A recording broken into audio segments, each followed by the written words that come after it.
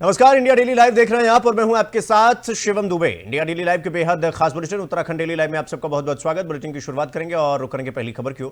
देहरादून उत्तराखंड में मुख्यमंत्री पुष्कर सिंह धामी ने एक विशेष कार्यक्रम के दौरान मुख्यमंत्री एकल महिला स्वरोजगार योजना का शुभारंभ किया। इस योजना का उद्देश्य राज्य की अकेली महिलाओं को आत्मनिर्भर बनाने और उन्हें रोजगार के नए अवसर प्रदान करना। मुख्यमंत्री ने बताया कि इस पहल के तहत महिलाएं छोटे व्यवसाय, कुटीर उद्योग और स्वरोजगार के लिए सहायता प्राप्त करेंगी। राज्य सरकार का मानना है कि ये योजना महिलाओं को आर्थिक स्वतंत्रता दिलाने के साथ साथ समाज में उनकी सशक्त भागीदारी भी सुनिश्चित करेगी।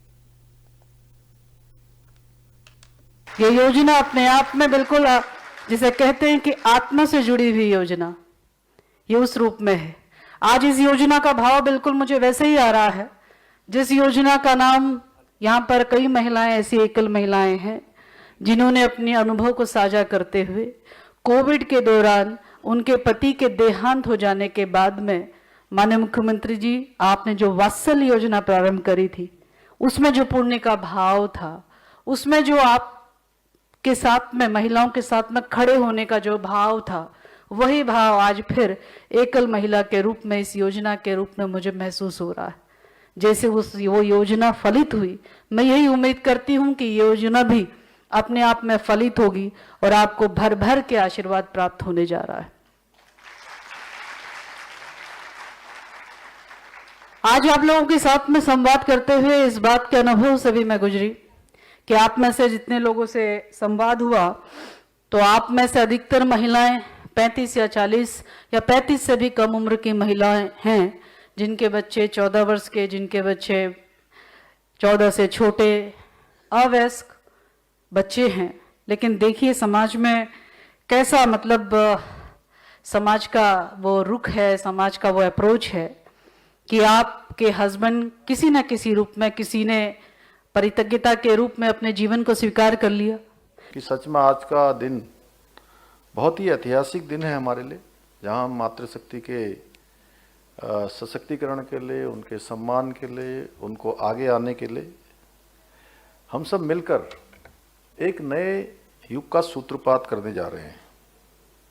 क्योंकि आज एक ऐसी योजना जिसका शुभारंभ होने जा रहा है जो न केवल आप सभी को आर्थिक रूप से सशक्त बनाएगी, बल्कि आपकी सुरक्षा, सम्मान और आत्मनिर्भरता का भी एक मजबूत आधार प्रदान करने वाली है।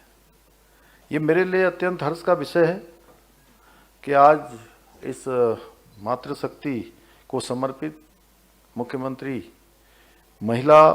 एकल महिला स्वरोजगार योजना का आज शुभारंभ करने का आप सबके बीच में ये सौभाग्य प्राप्त हो रहा है। और आज हम केवल एक योजना को शुभारंभ नहीं कर रहे हैं, बल्कि हमारे प्रदेश की उन लाखों लाख महिलाओं के संघर्ष, उनके साहस, आत्मविश्वास को भी एक नई दिशा देने जा रहे हैं, जिन्होंने जीवन की विषम परिस्थितियों में कभी हार नहीं मानी। और सच में वैसे भी जो है कई बार जो कठिन चुनौतियां होती हैं, कठिन अवसर होते हैं, वो हमारे लिए वो चुनौती, वो कठिन समय जब हम साहस से काम लेते हैं, आत्मविश्वास से काम लेते हैं और अपने ऊपर भरोसा करते हैं और भगवान के ऊपर भरोसा करते हैं, तो वो सभी परिस्थितियां, स्थितियां, चुनौतियां, कठिन समय हमारे लिए एक अवसर बन जाता है, अपने को प्रूव करने का अवसर बन जाता है। और सच में आप सब लोगों ने अपने आप को प्रूव किया है, अपने को सिद्ध किया है, और सरकार आपके साथ खड़ी है इस योजना के माध्यम से। और आने वाले समय में आप सभी लोग हमारे राज्य समेत, जैसा रेखा जी कह रही थी, हमारे राज्य समेत पूरे देश की जो हमारी मातृशक्ति है, जिनके सामने कठिन स्थितियां, परिस्थितियां पैदा हो जाती हैं, उन सभी के लिए प्रेरणा का स्रोत बनने वाली हैं। और हमारे शास्त्रों में कहा गया है कि शिव भी तभी समर्थ हैं जब वो शक्ति से युक्त हों, क्योंकि शक्ति के बिना कोई भी सर्जन, कोई भी सामर्थ्य संभव नहीं है।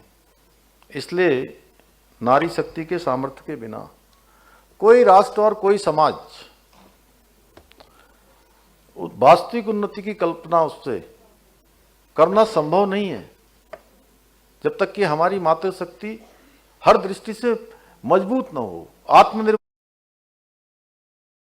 स्वरोजगार से रोजगार के जो है अवसर बढ़ाए जाएंगे, ये कहना मुख्यमंत्री पुष्कर सिंह धामी का। अकेली महिलाओं के लिए आत्मनिर्भरता का जो रास्ता है वो खोला जा रहा है। आपको बता दें कि आज इस कार्यक्रम में मुख्यमंत्री पुष्कर सिंह धामी और खेल मंत्री रेखा आर्या वहां पर पहुंची हुई थी और इस दौरान नई योजना का शुभारंभ किया गया मुख्यमंत्री पुष्कर सिंह धामी की तरफ से। तो ये तस्वीरें हम आपको दिखा रहे हैं, जहां पर कार्यक्रम में तमाम महिलाएं वहां पर मौजूद थी, जहां पर मुख्यमंत्री पुष्कर सिंह धामी, खेल मंत्री और तमाम अधिकारी और कर्मचारी वहां पर मौजूद थे। योजना से छोटे व्यवसाय और स्वरोजगार में मदद पहुंचाने के लिए ये पूरा कार्यक्रम किया गया था और इसी के मद्देनजर ये पूरा कार्यक्रम था। आपको बता दें कि मुख्यमंत्री का ये मानना है कि जो महिलाएं जिन किसी कारणवश जिनके पति की मृत्यु हो गई, लेकिन उसके बावजूद उन्होंने ताजीवन विवाह नहीं किया, उनकी ज़िंदगी को चलाने के लिए, उनकी बेहतर उनको ज़िंदगी देने के लिए, उनको व्यवसाय देने के लिए, उनको आत्मनिर्भर बनाने के लिए ये पूरी जो योजना है मुख्यमंत्री एकल महिला स्वरोजगार जो योजना है इसका शुभारंभ किया मुख्यमंत्री ने और इसका उद्देश्य है अकेली महिलाओं को आत्मनिर्भर बनाना और उन्हें रोजगार के अवसर देना। साथ ही आपको बता दें कि जो छोटे व्यवसायी हैं, कुटीर उद्योग हैं, उनको स्वरोजगार सहायता जो है प्राप्त कैसे हो, इसकी जो है मुख्यमंत्री पुष्कर सिंह धामी ने इसको सुनिश्चित किया और इसी तरफ ये पूरा कार्यक्रम बढ़ता हुआ दिखाई दे रहा है। हालांकि मुख्यमंत्री पुष्कर सिंह धामी की जो पहल होती है वो राज्य के हर वर्ग को ध्यान में रखकर हर वर्ग का खास ख्याल रखा जाए, फिर चाहे वो पुरुष हो, महिला हो, जो भी हो, और महिलाओं के लिए एक अलग सम्मान उत्तराखंड की सरकार के द्वारा देखा जाता है और योजना से छोटे व्यवसाय और स्वरोजगार से मदद मिलेगा, यही पूरी मंशा थी मुख्यमंत्री पुष्कर सिंह धामी की। हमारे साथ अजय पांडे, ब्यूरो चीफ उत्तराखंड, हमारे साथ जुड़ गए हैं। अजय जी, जिस तरीके से मुख्यमंत्री ये जो एकल महिला जो रोजगार का ये पूरा प्रोग्राम हुआ, क्या कुछ खास बातें रही और क्या मतलब है इस पूरे प्रोग्राम का, क्या कुछ संदेश देना चाहते हैं मुख्यमंत्री पुष्कर सिंह धामी?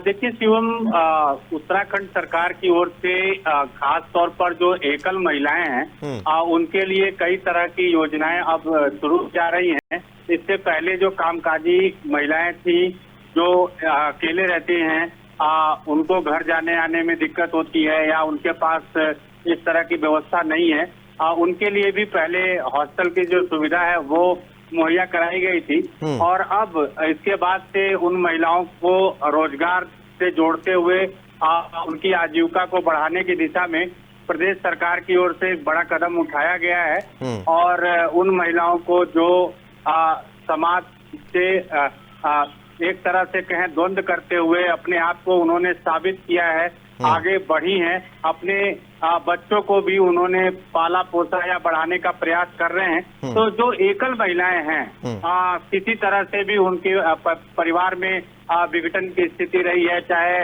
वो अब अकेले रह रही हों या फिर वो विधवा हों, बाकी अन्य महिलाएं जो हैं वो अगर रोजगार करना चाहती हैं तो वो लोग इस योजना का लाभ उठा सकते हैं। इसके लिए एक मापदंड तय किया गया है कि उनकी सालाना जो आय है वो 72,000 से अधिक नहीं होनी चाहिए। इसके बाद अगर वो इस मानक में आती हैं, इस दायरे में आती हैं, तो उनको ये तमाम तरह की जो सुविधाएं हैं वो मुहैया कराई जाएगी और सरकार उनको एक बड़ी राहत देने का काम कर रही है। जी अजय जी, जिस तरीके से महिला स्वरोजगार को बढ़ावा देना चाहते हैं मुख्यमंत्री पुष्कर सिंह धामी, वो तो साफ तौर पर दिख रहा है, लेकिन जो महिलाएं जिनके पति की किसी कारणवश मृत्यु हो गई और उन्होंने शादी नहीं की, उनका जीवन उन्हीं को भार लगने लगता है, तो क्या मुख्यमंत्री की जो योजना है उस भार को हल्का करेगी? उनके कंधे पर जो बोझ है उसे कम करने का प्रयास मुख्यमंत्री की तरफ से किया, और क्या ये मुख्यमंत्री पुष्कर सिंह धामी की संवेदनशीलता नहीं दिखाई देती महिलाओं के प्रति? जी हाँ, बिल्कुल। देखिए शिवम, ये एक बड़ा कदम है और मुख्यमंत्री ने अपने बयान में ये भी बोला है कि आज वो खुद को गौरवान्वित महसूस कर रहे हैं क्योंकि एक बड़ा और ऐतिहासिक दिन है आज का, क्योंकि उन्होंने ये आज कार्यक्रम की शुरुआत की है। और इस तरह का जो ये प्रयोग है, प्रयास है, जाहिर है कि आने वाले दिनों में उन महिलाओं के लिए मील का पत्थर साबित होगा जो इस समय अकेली महसूस कर रही हैं अपने आप को। लेकिन उन्होंने ये कहा है कि सरकार उनके साथ है और हर स्तर से उनका सहयोग किया जाएगा। और उन्होंने उनके त्याग को, उनके बलिदान को, उनके साहस को भी सराहा है और ये कहा है कि ऐसी महिलाएं जो समाज से में रहते हुए अपने आप को साबित कर रही हैं, कहीं टूटी नहीं है। उन्होंने अपने आप को साबित करते हुए अपने जीवन को एक नई दिशा देने का काम किया है और अब वो स्वरोजगार अपना करके अपनी आर्थिकी को बढ़ाएंगे। अपने कई जगह पर ऐसा है कि उनके पास बच्चे हैं, उनका पालन पोषण करना उनके लिए मुश्किल हो जा रहा है, तो ऐसे में वो अपने बच्चों को पाल पोस सकती हैं। और क्योंकि कई बार ऐसी स्थितियां भी आई हैं जो परिवार के विघटन की वजह से, यानी कि उनको परित्याग किया गया है, तलाकशुदा है, तो उनके लिए एक बड़ी राहत की बात उत्तराखंड सरकार की ओर से आज दी गई है। जी अजय जी, वैसे तो हम लोग लगातार देखते ही रहते हैं, मुख्यमंत्री पुष्कर सिंह धामी अपने राज्य के लिए हर वर्ग के लोगों का ध्यान देते हैं, चाहे वो युवा हो, बच्चे हो, महिला हो, बुजुर्ग हो,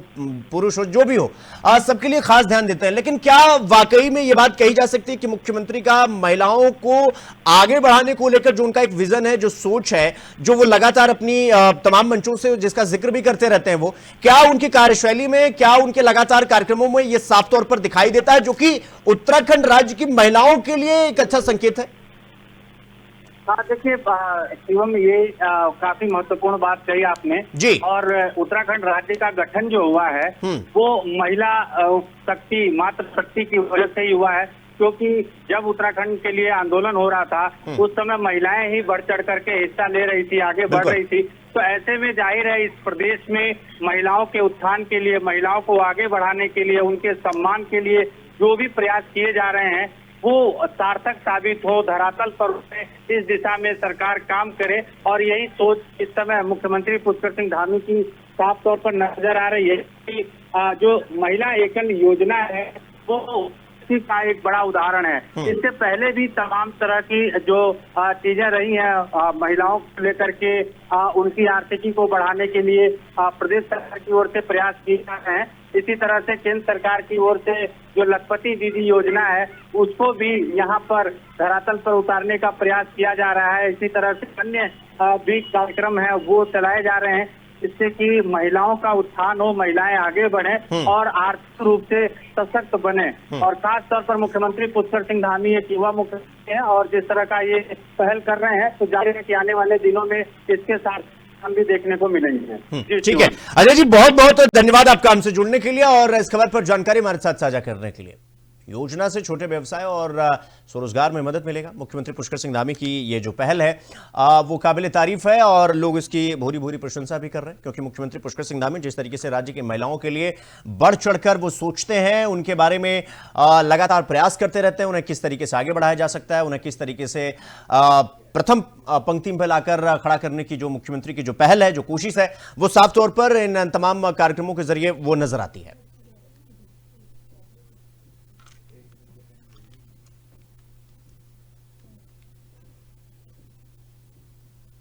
तो ऋषिकेश में महिलाओं को स्वरोजगार से जोड़ने का जो महत्वपूर्ण प्रयास है वो देखने को मिला। दरअसल श्यामपुर क्षेत्र की 10 महिलाओं को प्रयत्न और संपूर्ण फाउंडेशन ने 8 लाख रुपए की फंडिंग से फूड ई कार्ड वितरित किया और इस अवसर पर राज्य महिला आयोग के अध्यक्ष कुसुम कंडलवाल और एफपीए उत्तराखंड के डिप्टी कमिश्नर गणेश कंडलवाल उपस्थित रहे। कंडवाल, आपको बता दें कि महिलाओं को स्वरोजगार प्रशिक्षण भी दिया गया, जिसमें उन्हें भोजन की गुणवत्ता, ग्राहक संवाद और व्यावसायिक वेंडर व्यवहार दिखाया गया। इस पहल से महिलाएं आत्मनिर्भर बनेंगी और अपनी आर्थिक स्थिति को मजबूत करेंगी। प्रयत्न संस्था महिलाओं के साथ पिछले 20 साल से काम कर रही है। इनके कई कार्यक्रम में से एक ये है जिसमें हम महिला सशक्तिकरण पे काम करते हैं। सशक्तिकरण से हमारा ये मानना है कि महिला को पूरी तरह आत्मनिर्भर बनाने के लिए केवल सामान या कोई एसेट देने से काम नहीं चलता है। उनके पूरे मानसिक तरीके से विकास होनी चाहिए, उनकी सोशल तरीके से विकास होनी चाहिए और फाइनेंशियल विकास होनी चाहिए। जब तक इन तीनों आयामों में हम काम नहीं कर पाते हैं तो हमारा विकास नहीं हो पाता, आत्मनिर्भरता नहीं आ पाती है। तो इस कार्यक्रम में हम इनको फूड कार्ट दे रहे हैं जिस पे वो खाना वाना बनाएंगी, अच्छे तरीके से बनाएंगी, जिसके लिए हमने इनको ट्रेनिंग दी है कि साफ़ सफाई से अच्छा खाना कैसे बन सकता है, जो हमारे ग्राहक हैं उनसे कैसे व्यवहार किया जाए। सबसे पहले मैं आईटीसी जो संस्था है उसको मैं बहुत शुभकामनाएं देती हूँ। जोशी जी के द्वारा जिस तरह से मैं देख रही हूँ कि अपने आप में बेंगलोर में रह रहे हैं और अंतिम छोर में बैठी हुई इन बहनों से आप रूबरू हो रहे हैं, उनको मजबूत कर रहे हैं, सशक्त कर रहे हैं और एक सुरक्षित फूड के लिए जिसमें न्यूट्रिशन सब चीज़ हों उसके लिए मैं देख रही हूँ। अभी आपने देखा हमने लोकार्पण किया जो इस तरह से बहनों को की ठेलियाँ हैं उसके माध्यम से वो स्वरोजगार से जुड़ेंगी। आज का जो कार्यक्रम है ये अपने आप में एक बहुत ही महत्वपूर्ण प्रयास है कि जो जितनी भी हमारी ऐसी महिलाएं हैं जो खाद्य व्यवसाय करती हैं, फूड से जुड़े हुए व्यवसाय करते हैं, तो क्योंकि ये रोज़गार के लिए एक बहुत बढ़िया साधन है लोगों को भोजन उपलब्ध कराना, और लेकिन उसके साथ इम्पॉर्टेंट है कि उनको ये भी जानकारी हो कि वो कैसे साफ़ सुथरे तरीके से भोजन को तैयार करें, भोजन को कैसे वो सेल करें, कैसे उसका रखरखाव करें।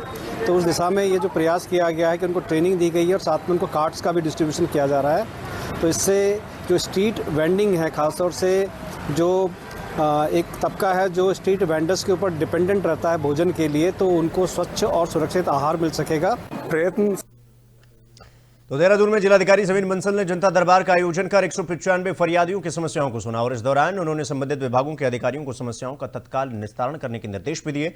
नेशनल पैरालंपिक खिलाड़ी विजय चौधरी ने अपनी माता के नाम दर्ज भूमि पर अवैध कब्जे की शिकायत की, जिस पर जिलाधिकारी ने एसडीएम को यथास्थिति बनाए रखने के आदेश दिए।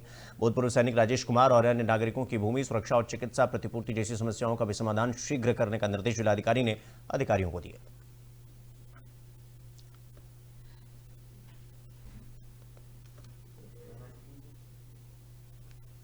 तो देहरादून के धर्मपुर विधानसभा क्षेत्र में कारगी डंपिंग जोन को लेकर विवाद गहराता हुआ नजर आ रहा है। दरअसल महिला कांग्रेस की प्रदेश अध्यक्ष ज्योति रौतेला ने कहा कि ये डंपिंग जोन रिहायशी इलाकों में होने वाले जिस प्रकार से ये पूरा फैल रहा है, उन्होंने कहा कि जो बच्चे हैं, महिलाएं हैं, बुजुर्ग हैं, उनको भारी परेशानियों का सामना करना पड़ रहा है इसकी वजह से। उन्होंने बताया कि कूड़ा उसी दिन प्रोसेस करने का वादा किया गया था, लेकिन रोजाना कूड़ा जमा हो रहा है और कूड़े की पहाड़ उत्तराखंड में खड़ा हो गया है। 4 महीने पहले मेयर सौरभ थपलियाल और जिलाधिकारी सविन बंसल से शिकायत के बावजूद कोई कार्रवाई नहीं की गई और इसके विरोध में कांग्रेस कार्यकर्ताओं ने प्रतीकात्मक धरना देकर नगर निगम के खिलाफ प्रदर्शन किया और स्वच्छ देहरादून के दावे को खोखला बताया।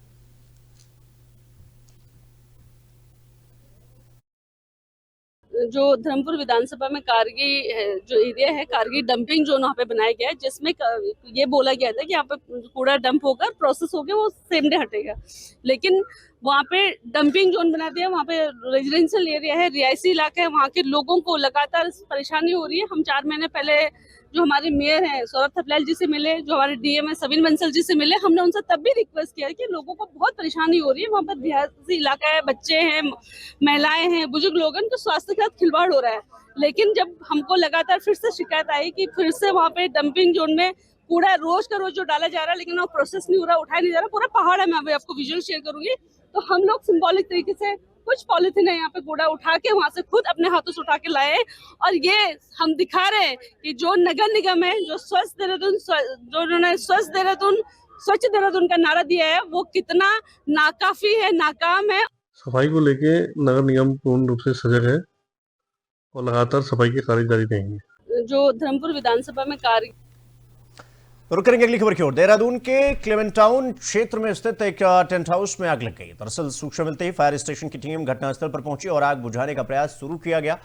आग की विकरालता यानी उसकी भयावहता को देखते हुए अन्य फायर ब्रिगेड की गाड़ियों को बुलाया गया। लगभग 30,000 लीटर पानी का इस्तेमाल कर आग पर काबू पाया गया और आसपास के घरों की सुरक्षा सुनिश्चित की गई और इस घटना में किसी भी व्यक्ति को किसी प्रकार की चोट या जनहानि की कोई खबर फिलहाल सामने नहीं आई है। आग लगने के कारणों की जांच अभी तक की जा रही है।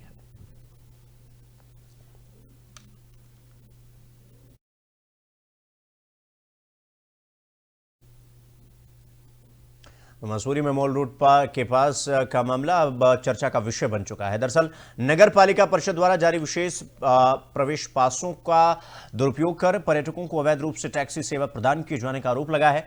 स्थानीय टैक्सी यूनियन का कहना है कि दिल्ली नंबर की 3 गाड़ियां क्लब महिंद्रा और समर क्लाउड स्टे के पर्यटकों को मॉल रोड तक ले जाया जा रहा है। यूनियन ने यह भी आरोप लगाया कि कुछ वाहनों का रजिस्ट्रेशन ही समाप्त है और पुलिस केवल पोल्यूशन चालान देकर छोड़ देती है। नगर पालिका और पुलिस ने मामले की जांच शुरू कर दी है और अनियमितता पाए जाने पर पास रद्द करने का आश्वासन दिया है। नहीं, हम कहीं लेके नहीं जाते, हम सीधे नीचे माल रोड पे छोड़ते बस। हमारा ये काम है कि हम ऊपर से नीचे तक छोड़ते हैं बस। वो थोड़ा पर्सनल थे, घर के बंदे थे, इसलिए सर मैं हमको वहाँ छोड़ने गया था। और वैसे पर ये आरोप है कि आप सवारियां भी ढोते हैं इसमें? नहीं सर, मैंने भैया को बोला भी था, वो जबरदस्ती बोल रहे हैं कि ऐसा करते हैं, पर सर आज तक किसी ने मुझे सवारी ढोते हुए नहीं देखा हुआ। सर पूरा मामला यह है कि इस गाड़ी के ऊपर हमारी काफ़ी दिनों से निगाहें थी। ये गाड़ी लगातार ये डीएल नंबर गाड़ी रजिस्टर्ड है और अपने होटल से सर ये सवारियां लेके किंगरेग में सवारियों को मिसगाइड करते हुए कि नीचे 100 रुपए में गाड़ियां मिल जाती हैं। तो हरिद्वार में बिजली के स्मार्ट मीटर को लेकर राजनीतिक विवाद अब तेज हो गया है। न्यू हरिद्वार कॉलोनी में यूपीपीसीएल के स्मार्ट मीटर कैंप पर स्थानीय कांग्रेस कार्यकर्ता पहुंचे और जमकर नारेबाजी की। कांग्रेस का कहना है कि सरकारी अधिकारी प्राइवेट कंपनी का प्रचार कर रहे हैं और स्मार्ट मीटर से उपभोक्ताओं को परेशानी हो रही है। यूपीपीसीएल अधिकारियों का जवाब है कि स्मार्ट मीटर से बिजली का बिल सटीक आएगा और सीधे उपभोक्ताओं को फायदा मिलेगा। इस प्रदर्शन ने इलाके में बिजली और राजनीति के मुद्दे को नई ताजगी, नई हवा दे दी है। जो स्मार्ट मीटर आपने देखा होगा, पहले भी जो इन्होंने जबरदस्ती लगवाए थे, वहाँ के लोग, वहाँ की जनता बहुत परेशान है। और आज जब हमें मालूम चला कि ये यहाँ पर इसका प्रचार प्रसार करने आए, तो हमारे जो कांग्रेस के साथी हैं, युवा साथी, वो सभी यहाँ आए और उसका विरोध किया। हमने कसम खाई है कि हरिद्वार में ये स्मार्ट मीटर नहीं लगने देंगे, ये अडानी का मीटर नहीं लगने देंगे। जिस धामी सरकार जन विरोधी फैसले ले रही है, मोदी सरकार भी जन विरोधी फैसले ले रही है। इनको ये नहीं पता कि पुराने मीटर में क्या कमी है और नए मीटर की क्या खासियत है। इतना ही नहीं, यहाँ पर सरकारी अधिकारी जो बैठे हैं वो एक प्राइवेट कंपनी का जो स्मार्ट मीटर है उसका प्रचार भी कर रहे हैं। देखिए हो क्या रहा है कि जो हमारे पुराने मीटर लगे हुए हैं उनकी सही से रीडिंग नहीं हो पाती। कई बार ऐसा होता है धूप है, उसकी रीडिंग ठीक से नहीं आ रही, बिल गलत बन जा रहे हैं, उपभोक्ता परेशान है, हम भी परेशान है। उस सब का सबसे अच्छा उपाय यही है कि ऐसा मीटर लगाया जाए जो अपने आप रीडिंग ले ले। स्मार्ट मीटर मतलब रीडिंग जो है और पूरे 30 दिन का इसमें बिल बनेगा, ना 31 का बनेगा ना 25 का बनेगा। इससे भी उपभोक्ता परेशान, इसका 35 दिन का बिल बन रहा है, 40 का बन रहा है, उस सबसे निजात मिल जाएगी। स्मार्ट मीटर को हम पूरी तरह से रिकमेंड करते हैं और ये पूरी तरह से सुरक्षित है, उपभोक्ता के हित में है। जो स्मार्ट तो हरिद्वार में 2027 के कुंभ की तैयारियां बड़े जोरों शोरों से चल रही हैं। मुख्यमंत्री पुष्कर सिंह धामी की अध्यक्षता में सचिवालय में हाई लेवल बैठक आयोजित हुई, जिसमें सभी विभाग के अधिकारी मौजूद रहे। बैठक में मुख्यमंत्री ने अधिकारियों को निर्देश दिए कि कुंभ से पहले सभी विभाग अपने काम समय पर पूरा करें, जिसके लिए 31 अक्टूबर की डेडलाइन तय की गई है। मुख्यमंत्री ने कहा कि कुंभ हमारी आस्था का केंद्र है और श्रद्धालुओं की सुरक्षा सरकार की जिम्मेदारी। सभी व्यवस्थाओं को चाक चौबंद करने के निर्देश मुख्यमंत्री की तरफ से दिए गए।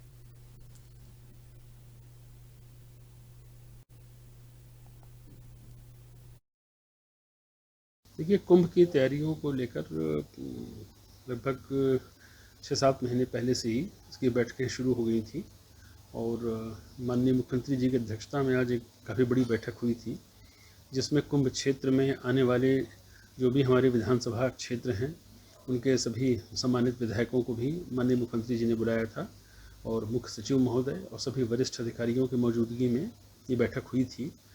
मेलाधिकारी द्वारा एक इसमें प्रस्तुतिकरण किया गया कि अब तक कौन कौन से कार्य कितने सैंक्शन हो गए हैं, कौन कौन से कार्य मौके पर चल रहे हैं, भविष्य में कौन कौन से काम होने हैं, किन किन की स्वीकृतियाँ अभी शासन स्तर पर अपेक्षित हैं और भारत सरकार को जो हमारे प्रस्ताव गए हैं इन सभी का प्रस्तुतिकरण हुआ। माननीय मुख्यमंत्री जी ने 3-4 बहुत ही महत्वपूर्ण निर्देश दिए हैं। एक तो उन्होंने ये निर्देश दिया है कि जो भी कुंभ के कार्य चल रहे हैं उसमें गुणवत्ता सर्वोच्च प्राथमिकता है और उसमें किसी भी तरह से कोई समझौता उससे नहीं किया जाएगा। और हर्ष की बात यह है कि इसमें ऑलरेडी 3 हमारी संस्थाएं हैं जिनको नामित किया गया है। उत्तराखंड की सियासत में बयानबाजी एक बार फिर से तेज हो गई है। मुख्यमंत्री पुष्कर सिंह धामी द्वारा विपक्ष पर देवभूमि की पहचान से समझौते का आरोप लगाए जाने के बाद कांग्रेस ने करारा जवाब दिया है। कांग्रेस चुनाव प्रचार समिति के अध्यक्ष प्रीतम सिंह ने कहा कि राज्य में कानून व्यवस्था और अवैध कब्जे रोकने की जिम्मेदारी विपक्ष की नहीं बल्कि सरकार की होती है। उन्होंने कहा कि देश के हर नागरिक को कानून के तहत कहीं भी जमीन खरीदने और रहने का अधिकार है। मुख्यमंत्री को विपक्ष पर आरोप लगाने के बजाय सरकार के कर्तव्यों पर ध्यान देना चाहिए। सत्ता में बैठे हुए लोगों से कहना चाहता हूं कि भाई सरकार हमारी है या बीजेपी की है, पहले तो मुख्यमंत्री ये स्पष्ट करे। अगर सरकार बीजेपी की है तो ये दायित्व किसका है? ये दायित्व तो सरकार का है ना। हमारे चाहने या न चाहने से कुछ हो रहा है? हम चाहे कि ऐसा हो जाए, भाई आपकी जिम्मेदारी है। अगर डेमोग्राफिकल चेंजेस हो रहे रोकने की जिम्मेदारी किसकी है? और मैंने सदन के अंदर भी कहा था कि डेमोग्राफिकल चेंजेस की हम बात करते हैं, लेकिन देश के नागरिक को प्रत्येक जगह जो जमीन खरीद करके रहने का अधिकार। अवैध रूप से कोई रह रहा है, सरकारी भूमि पर किसी ने कब्जा किया तो कौन कार्रवाई करेगा? ये विपक्ष कार्रवाई करेगा? ये कार्रवाई तो सरकार करेगी ना। सत्ता में बैठे हुए लोगों से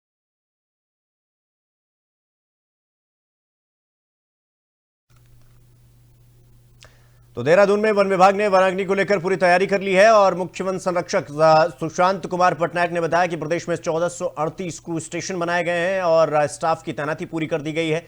13,000 किलोमीटर फायर लाइन की साफ सफाई की जा रही है और वन पंचायतों को समय समय पर प्रशिक्षण दिया जा रहा है। इंटर एजेंसी कोऑर्डिनेशन के तहत उत्तराखंड पुलिस, एसडीआरएफ, एनडीआरएफ और आपदा प्रबंधन विभाग की बैठक 11 फरवरी को एफआरआई परिसर में आयोजित होगी। इसके अलावा पूरे प्रदेश में 13 फरवरी को मॉक ड्रिल कराई जाएगी ताकि 15 फरवरी से 30 जून तक चलने वाले फॉरेस्ट फायर सीजन में सभी विभाग सतर्क रहें।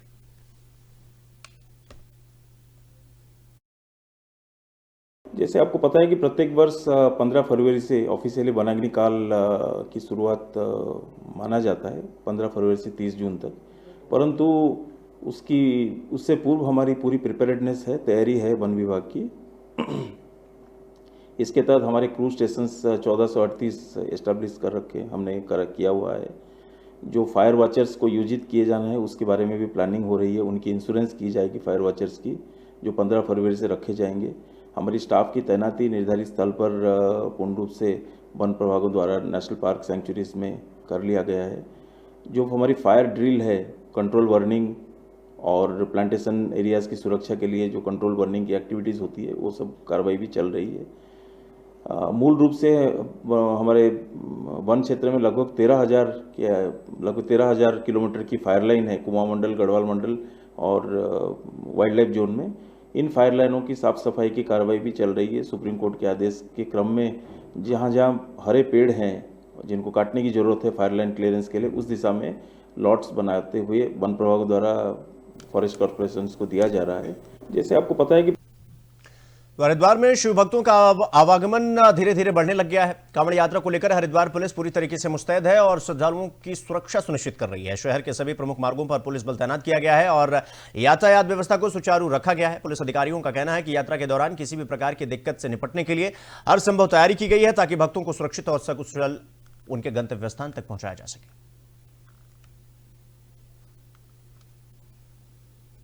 रुक करेंगे अगली खबर की ओर। हरिद्वार के सराय गांव के पास निर्माणाधीन रिंग रोड से अंडरपास देने की मांग को लेकर करीब 50 दिनों से चल रहे धरने और अनशन को प्रशासन ने खत्म करा दिया है।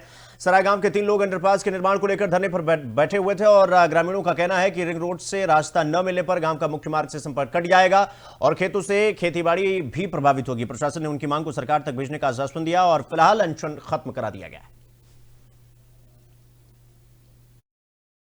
और देखिए, सराय में एनएच पर एक अंडरपास बनाने के लिए 3 ग्रामीणों के द्वारा अनशन किया जा रहा था 2 दिन से।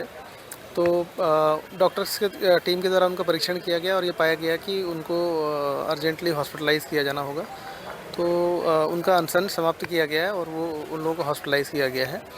इसके अतिरिक्त एनएच के अधिकारी जो मौजूद थे उनके द्वारा ये आश्वासन दिया गया है कि अंडरपास को लेकर वो एक प्रस्ताव अपनी हायर अथॉरिटीज़ को भेजेंगे। और देखिए, तो हरिद्वार में भारतीय किसान यूनियन टिकैत गुट के कार्यकर्ताओं ने उत्तम शुगर मिल के गन्ना खरीद केंद्र को रिहायशी क्षेत्र में न लगने देने पर आरोप लगाया गया। किसान नेता सुंदर नागर सहित अन्य नेताओं ने किसान पंचायत में कहा कि छोटे और सीमांत किसान बेहद परेशान हैं। उनका मानना है कि लंबे समय से मांग के बावजूद मिल प्रबंधन और कुछ पदाधिकारी विरोध कर रहे हैं। किसानों ने चेतावनी दी है कि यदि उनकी मांग को जल्दी पूरा नहीं किया गया तो वो बड़ा आंदोलन करने पर मजबूर हो जाएंगे और आत्मदाह तक की चेतावनी किसान दे चुके हैं।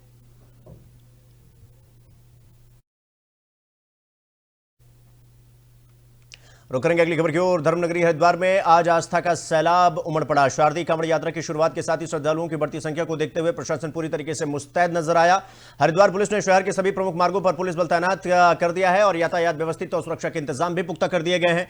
बुजुर्ग, महिलाएं और बच्चों को सुविधा पर विशेष ध्यान दिया जा रहा है। जगह जगह डस्टबिन, शौचालय और पीने का साफ पानी उपलब्ध कराया जाएगा और मेडिकल सहायता भी लगातार उपलब्ध है। और प्रशासन का यह भी कहना है कि कांवड़ यात्रा को शांतिपूर्ण और सुरक्षित संपन्न कराना उनकी पहली प्राथमिकता है। आस्था, सेवा और सुरक्षा के संगम के साथ साथ धर्मनगरी हरिद्वार में कांवड़ यात्रा श्रद्धा और अनुशासन के साथ आगे बढ़ रही।